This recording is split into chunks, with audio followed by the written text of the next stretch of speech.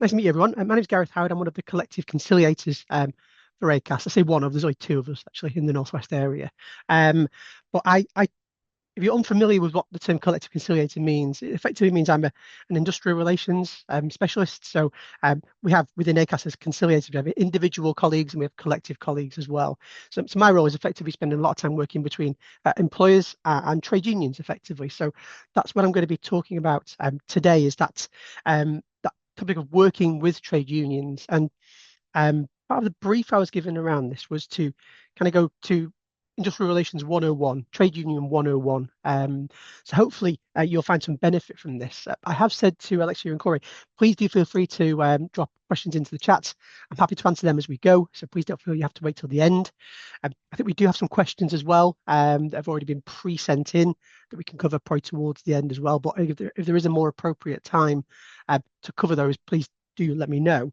But a brief agenda that we're going to look at is history of the trade unions in the UK, the Employer Rights Bill, practical implications for employers, key terminology, processes, and where things can go wrong. This is a particularly pivotal time in the country at the moment with regards to the trade union's position. The Employment Rights Bill is going to change things. But because of what's happening at the moment, although that's the agenda, those sections are going to intertwine with each other as well. So we're not going to just focus on one section at a time. There is going to be a bit of back and forth within that. So if there's anything that you aren't sure about, please do feel free to ask. In terms of me, I say I've been with Acas for 6 years this year. 2 of those years I spent as an individual conciliator. The rest of the time I spent as a collective conciliator. For me, I think it's a great job and it's fascinating, and hopefully you'll get a bit of a taste of that as we run through the slides. So in terms of the first section, a brief historical overview of UK trade unionism. So really this started as a movement that began to gather speed in the beginning of the 19th century. There was a group of individuals, I think they were tradespeople, called the Tolpuddle Martyrs. And the fact that they achieved martyrdom won't surprise you that it didn't end particularly well for them in terms of what happened with them, but they were a group who tried to organise themselves for the purposes of a form of collective bargaining, but it was outlawed at the time and they were actually sent to what were the colonies at the time. Since then, you'll see from a slide later on in terms of membership, but as the 20th century evolved, the unions grew more powerful and collective bargaining across major industries came more to the fore, shaping the country's employment standards and the beginning of formal industrial relations.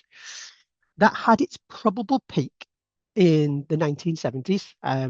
People will be probably quite familiar with things like the general strike in that period. But again, probably before that, there was a period as well called the Great Unrest, which is around that 1914 to 18, which was another upturn in terms of membership of trade unions. But what happened in the 70s had a particular impact in the 1980s. And again, depending on people's demographic of age within the call today, some people might remember things like the miners' strike and some of the legislation that was brought in by that particular government at the time to repeal some of the influence that the trade unions had over the country at the time. And I think it was seen by that particular government that the trade unions had too much influence. Swing forward, again, a couple of governments and a couple of phases of history later, previous government to the one we have now did start to reintroduce some more actions that did limit the role of trade unions, which has now been repealed, and we are seeing the strengthening now of the union's ability to take action and also around workers' protection. So we are in a new phase, and the impact of some of those changes is going to be seen and has already started to be seen in the last few weeks, but in the coming months as well. And that's what we're going to talk about as well in terms of those actual impacts. So what is a trade union? It's a UK trade union, by our definition, is an independent member-based organisation of workers, often in specific industries. So, for example, you may have seen on the news today, in the last few days, the BMA, the British Medical Association. They represent doctors, for example. There are other trade unions that represent different kinds of workers, and I'll show you a slide shortly to give you a breadth of just how many trade unions there are. But the important part is that they are independent, and they get that certification of independence from the certification officer. Recognised trade unions have the formal right to negotiate on behalf of staff, and that part recognition is something we will spend a little bit more time talking about.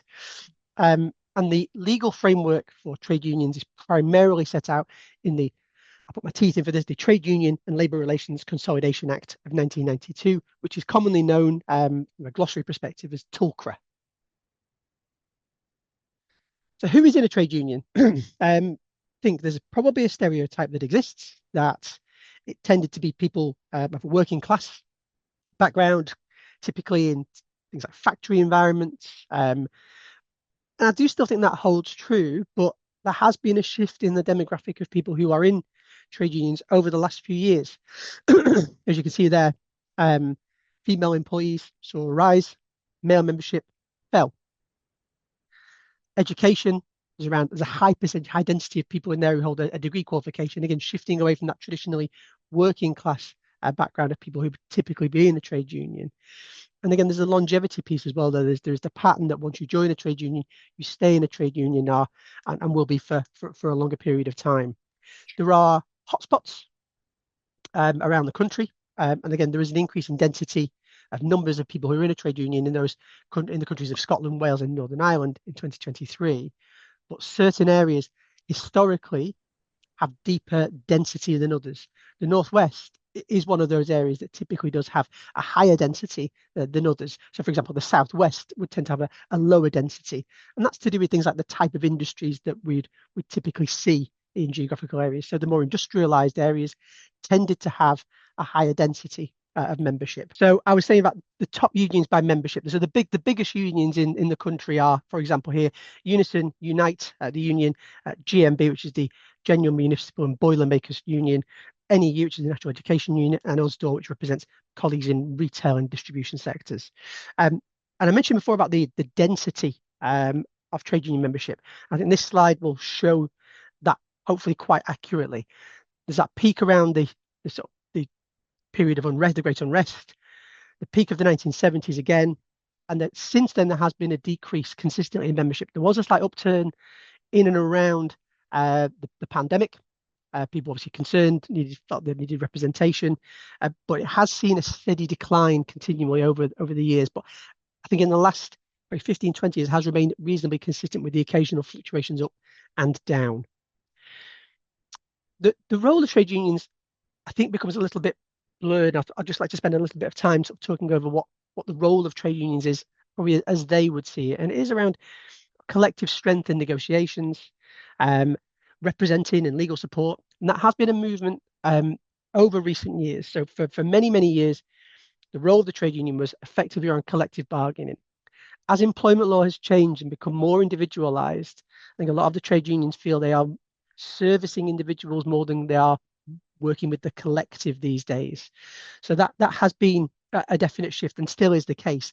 It'd be interesting to see whether the current change in legislation takes things back towards more of an organizing perspective as opposed to a servicing individuals perspective. So what is covered when we talk about collective bargaining? So the parties' roles are about formal negotiations, so negotiating between the two representative parties, whether that's a trade union or unions, because you can recognize more than one trade union in a formal negotiation, and generally that will encompass things like pay, terms and conditions. The collective bargaining process needs to have managerial consistency. It needs to have an agreement on stalemate, and again, if there is any formal action following negotiations ending for any Acas involvement, for example. And we'll talk about where that kind of agreement is found a little later in when we talk about recognition. This may be a little simple, but what is negotiating? So again, it's that formal process. Going back to the formal, because it is a formal process when you are collective bargaining, where you reach agreement with the parties or with each other, and you are exchanging ideas, making compromises. I'll just give you a very simple visual on this in terms of what I'm trying to mean is the trade union and the employer will have their positions. Somewhere in between those positions is an agreement that can be found that the parties can live with. And I use that terminology sparingly and carefully, hopefully. We are trying to find not necessarily what people are happy with or the middle, because it typically tends not to be that, but what can parties live with that will get a negotiated agreement across the line and for the dispute to be ended or the negotiations to be ended. What I often see, in a question I often pose to particularly employers, I would suppose, in negotiations or in the lead up to negotiations, is, do you have a strategy? Do you have an industrial relations strategy? And I'm really honest, the typical response I get is that we don't, which is quite surprising because I think organizations tend to like strategy. We have a strategy around pay, recruitment, retention, etc. There typically tends to be missing an industrial relations strategy that people adopt. So if you take away something from today and you do work with trade unions, or you're going to work with trade unions in the future, I would certainly have a consideration around what that industrial relations strategy might be. I put in the full and final because it's particularly challenging for me as the party who has the neutral status within a dispute. When we hear full and final from particularly from the employer side, if that is the case, if that is your full and final position, you need to own it, because if you come back later on, it can impair the legitimacy of your position as the negotiator that you did make a full and final offer. And I suppose with that as well, what I say to parties is, if you're going to change your collective bargaining mechanism, so one example that I often share with people is an organization I was working with had a new CEO, and the new CEO didn't like what they described as horse trading. We give an offer, trade union rejects it, we come back, we do a bit more. And they said, we're going to do away with that particular process. We're not going to do that anymore. We're just going to give you our best and final offer without, it's a genuine thing, here it is. But they hadn't communicated to the trade union that they were going to do that. So that, of course, there was the expectation of more to come. And for that, again, their term, horse trading, to commence. And it wasn't there, and it led to an industrial dispute, and some strike action was taken, which was unfortunate and probably could have been avoided if the communication had been better. And again, that strategy had been considered. Understanding trade unions, I had this slide labeled as working with, but I think it is important to understand that, as we can see, and that is not all the trade unions, by the way, that's just a selection of, and I was reminded that I'd left off quite a few of the significant ones off there, but understanding them is an important part, because they all do different things, they all have different affiliations, they all represent different people. In the example of some of the larger ones I mentioned earlier, Unison, for example, they're an amalgamation of 3 different trade unions, all with quite differing approaches to industrial relations. Unison has typically been a highly processed, almost bureaucratic trade union that has really followed the letter of the law and used strike action as the last thing they would do. But they now have a new general secretary who was elected just before the new year, I think, who has a very different political agenda and is very much towards the left of the political spectrum, who has now said that Unison will come into disputes strike ready, which is very much a change in narrative for them from their previous incumbent, who was much more towards the sort of left of centre approach. And if you didn't know that and were working with Unison and hadn't caught up with that particular change at the top of the union, that could be a surprise in terms of a change of approach.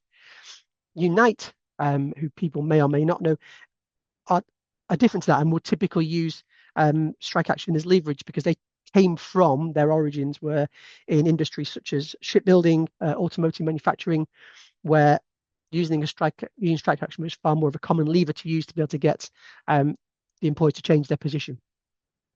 People like GMB, again, another very large union in the country, value recognition of their trade union is something that's very important to them, and will do everything they can to maintain or gain recognition as one of their primary goals. So my point is, they are all very different, and to just apply a single simple term that they are a trade union is probably not enough, and there is a level of understanding that probably needs to go with that, which will help. And things like following them on social media platforms will help give them understand the kind of language and terminology that they use, because that is something I see quite often, that the trade union uses language which we don't recognise, we don't like. But again, it's a language that's familiar to them. And I'll talk hopefully a bit more about that a little later. Are the trade union a friend or a foe? I struggle to find the wording for this title of the slide, but I think it really does come down to your view of conflict or your organisation's view of conflict.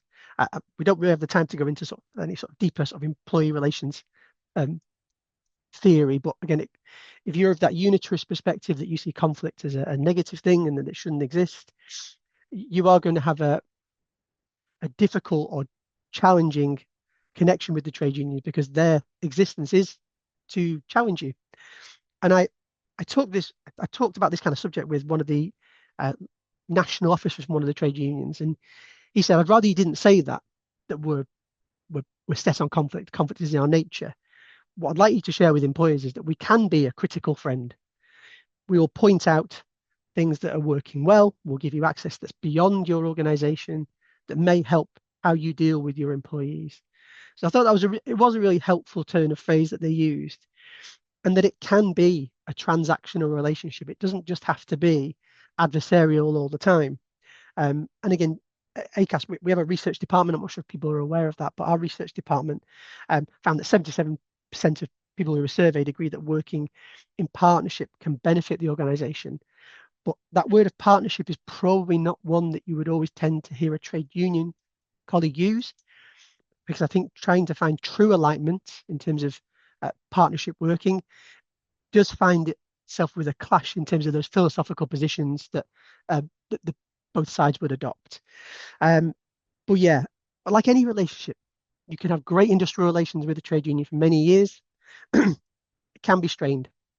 And I think for me, when I see that strain, I think it's where there's a deficit in some skill from HR and management colleagues around how to deal with those clashes and how to deal with conflict better. So people will, in a dispute, will often say, well, we don't feel like we need to recognize a trade union because we have a workplace forum. And that's fine. Those things can exist and they can coalesce together. But a workplace forum and trade unions offer different things. So workplace forums focus on things like consultation, joint decision making. They do not engage in wage negotiations, and they are limited to the specific company with no or very limited statutory power to enforce the decision.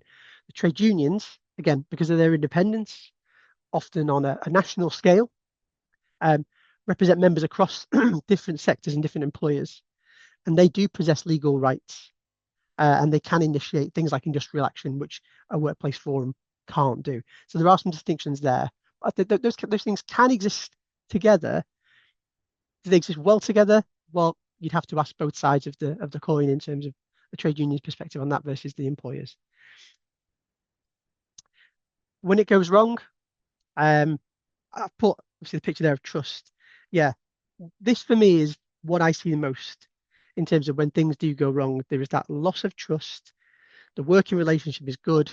People are too late to try and engage in resolving a dispute. But I do have some tips that I can share later on that hopefully will give you some steer in terms of keeping things on track. Because one, I suppose, phrase that I've coined, and I probably should get it copywritten really, is you can fall out, and inevitably you will fall out with people, with trade unions, whoever it might be. But there's a way to fall out well, and there's a way to fall out badly. If you fall out badly, it can have consequential impacts on the organization longer term. People do remember things. I remember going to a dispute a few years ago where I walked in the door and the local rep, the workplace rep said, "Gareth, they've done it again. Thank God you're here." You know, not that he asked for the employment police, of course, but he said, "They've done it again." I said, "What do you mean they've done it again?" He said, 40 years ago, they let this happen. And I thought to myself, well, that person probably was told everybody who's joined that business since then about what the management did. You know, it's always the management, the label is attached. The management have let them do this. And it creates, when dispute happens badly, it can create an organizational artifact that lives with a business or an organization for a long time afterwards. Falling out well is a misnomer, I suppose, in a way, but there is a way to fall out well that is different to falling out badly. I've mentioned this a couple of times already, which is the trade union recognition. And because of the legislative changes, this probably becomes something that's more prominent and easier for trade unions to achieve than it has been for the last few years. So what is recognition? It's where the employer recognizes a trade union, other trade unions, for the purposes of collective bargaining. And that can happen in a number of ways. It can happen voluntarily. So the trade union may contact an employer and say, "We would like you to recognize us for the purposes of collective bargaining."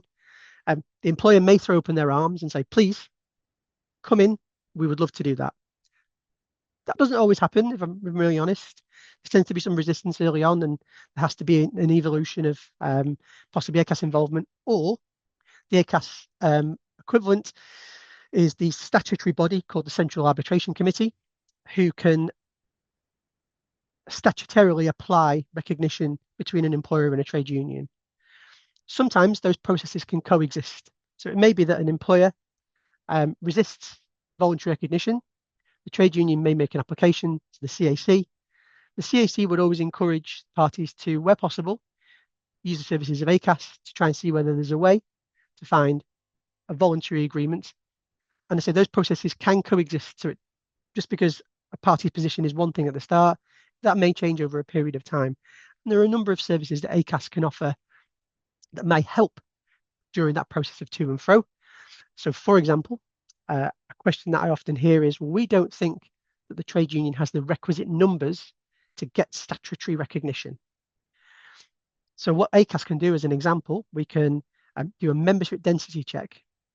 So parties will talk about the bargaining unit, which is the group of workers who we're talking about, and we'll use a factory as an example just for today. The engineers. So the engineers is the agreed bargaining group that we're talking about. Both parties, following terms of reference, would send Acas a list of the trade union members and the workers in that group, and we would provide a percentage density check of the people who appear on both lists. And that can influence then what happens next in terms of that recognition process, whether it's statutory or voluntary. The other thing to be aware of is what's called accidental recognition.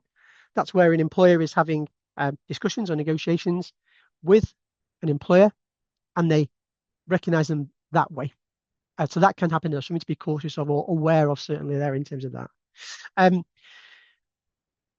There is an important piece of legislation or Supreme Court decision making, which is the Costal versus Dunkley decision it was a Supreme Court decision in about 2021. And I would advise you to have a look at that. There are some very helpful YouTube shorts on what that means. I'm not a solicitor, so I think there's probably some good solicitor videos online who can probably help you in terms of explaining that. But that was focused on the employer Costal, who decided to circumnavigate or not engage the collective bargaining process and made an award directly to the agreed bargaining unit. It actually did it twice. It actually did it through a pay rise and a Christmas bonus. And there was an implication there and a fine that was applied to the employer. I think at the time it was about £4,000 per employee per inducement. So there was 2 inducements in this case. And so that was quite a significant fine. It's more than that. I think it's between £5,000 and £6,000 now. But that's what's called an inducement. And that's where the employer decides to make an award directly to the group, the bargaining unit, disenfranchising that negotiation process.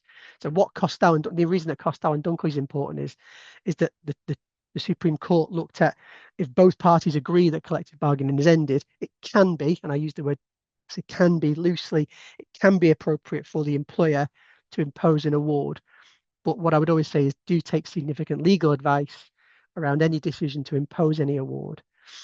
The reason I mention this in a bit more detail is because quite often feedback that I get when I'm in a dispute is from the employer particularly is they don't represent all of the workforce, and we're having people knocking on our door saying we want this year's pay rise. It was due in April 2025. We still can't award it because we're still in dispute with the trade union. Unfortunately, that is the nature of collective bargaining, is if you decide to make that award, there is the possibility of an imposition being declared, an inducement, which is a breach of section 145B of TULCRA, the Trade Union Labour Relations Act that we mentioned earlier on. Is it legally binding? Again, take legal advice on it. Some things can be, some things can't be. If a voluntary recognition agreement versus a statutory recognition agreement, a statutory recognition agreement is a legally processed agreement. But again, we can come on to that a little bit later in terms of legislative changes that are happening. So where are we now? Where are we heading in the next sort of few months? So there have already been some changes which have impacted what the trade unions can and can't do and the way they go about things. And again, going back to the BMA and the resident doctors strike, they have announced some further strike action and have changed the notice period that they need to give, because that used to be a 2-week notice period that you needed to give the employer to take industrial action. That has been reduced now to 10 days. There is also quite a significant change which came in from February the 18th around the period of time that a strike or industrial action mandate is valid for. So it used to be 6 months. That is now 12 months. So a trade union can take industrial action of any kind for a 12-month period as opposed to a 6-month period. So that has added to the challenges there for employers into that longevity. What I've seen certainly so far is with the 6-month mandates previously, there was sometimes the strategy from employers to think that, oh, it's only 6 months, we can probably last and probably patch over it for a few months' time. We don't think the membership is particularly behind it, we'll ride it out. The ones I've seen so far, that has been an appetite change from employers that they are keener to get around the table now because of that threat of it being over the parties for 12 months. So there is a potential sort of shift in appetite there early on. What else is happening? So going back to the recognition point, there is a significant change coming in next week around the trade unions and what they need to do in terms of attaining recognition. So from the 6th of April, the trade unions will no longer need to jump over 2 hurdles, it should be a single hurdle, so that in order to evoke that legal process of statutory recognition, they will need to display to the Central Arbitration Committee, the CAC, 10% membership of the proposed bargaining unit. And then from there, a couple of things can happen. If the CAC say that, or see that the trade union has over 50% of the membership in the proposed bargaining unit, it can award automatic recognition. Or it can explore a ballot to see whether whether the group want to have their terms and conditions negotiated by collective bargaining. So that is going to be a change. So I think that what used to happen, there was a 40% turnout as well. So the trade union needed to get over the double hurdle. That threshold of 40% has now been removed. And I think that has shocked a lot of people that, well, what if we only get a few people turning out? They can dictate what happens. Yes, that is the case. So if only a few people turn out in a bargaining unit of 100 engineers, that can still dictate whether the recognition goes through or not. So there is some potential alarm coming down the road from employers, but I think it'll be an interesting journey. I think there used to be a little bit of a hope that they wouldn't get the 40% possibly for the turnout, and I certainly seen a number of industrial action ballots fall down because of the threshold. But obviously that threshold has now been removed. There are more changes to come. There are quite a lot of them. The other one that's coming in later in the year in October is around access. So the trade union being able to access workplaces. And that's going to become much easier. I don't think we've ever had an access agreement before in legislative history in this country, but it'll be much easier for the trade unions to access a workplace with a relatively low bar around what that means and whether they can or cannot have that access to the workplace. So where trade unions haven't had success in gaining recognition previously, they will be allowed to access a workplace for the purposes of meeting with members and organising, but they won't be able to access the workforce to organise industrial action. So there is some protection. How that's going to be policed, we don't know. There is still some uncertainty around that because it hasn't happened before. A question I'm often asked by employers when working with trade unions, well, we can recognise them, but we can just de-recognise them, can't we? Yeah, you can. With the statutory process, there is a 3-year period where that recognition agreement will stand. Whereas with the voluntary recognition agreement, there is, you can have whatever you want in it. You can have a 6-month notice period to end it, assuming the parties agree. But in our experience, when an employer attempts to de-recognise a union, that might be because of diminishing membership, or might be because people aren't turning up to the joint negotiation committee meetings that they have every quarter or biannually. But what it does tend to do is shine a light on what's something that's being taken away. So I think what I would say is, if de-recognition is something that's being considered, approach with extreme caution. And there can be things like reputational damage around it, the perception of a loss of voice. We've created employee forum. We don't need the trade union anymore. And again, it goes back to what I was mentioning earlier about that industrial relations strategy. It's a considered thing that needs to be thought through, and its implications if that is something that's going to be done. managing the employment relation in practice. I think the second point on there is not a misspelling. It's an acronym again. Probably should get it patented before I circulated it. But it's pick up the bloody phone. So many times I've come into meetings, particularly at the start of a relationship between an employer and a trade union.